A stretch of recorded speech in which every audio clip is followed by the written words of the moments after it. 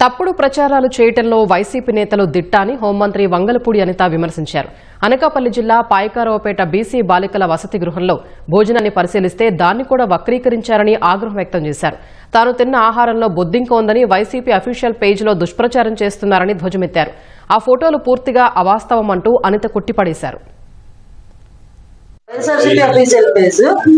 హోంమంత్రి అనిత భోజనంలో బొద్దింక, BC hostel భోజనం చేస్తుండగా బొద్దింక రావడంతో సిగ్గుతో నవ్విన ఏపీ హోంమంత్రి.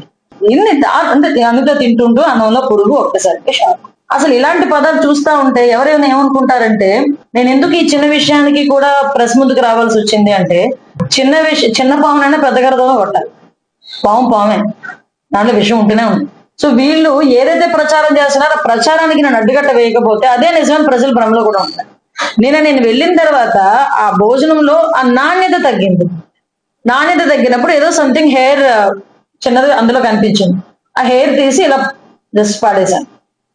దానికి వీళ్ళు రకరకాలైన విన్యాసాలు చేసుకొని రకరకాలైన మాటలు మాట్లాడుకుని కథలు అల్లేసి ఆ ప్రజల్ని కొంచెం ఇబ్బంది పెట్టే విధంగా మమ్మల్ని ఏదో టార్గెట్ చేస్తున్నామని వాళ్ళు అనుకోండి.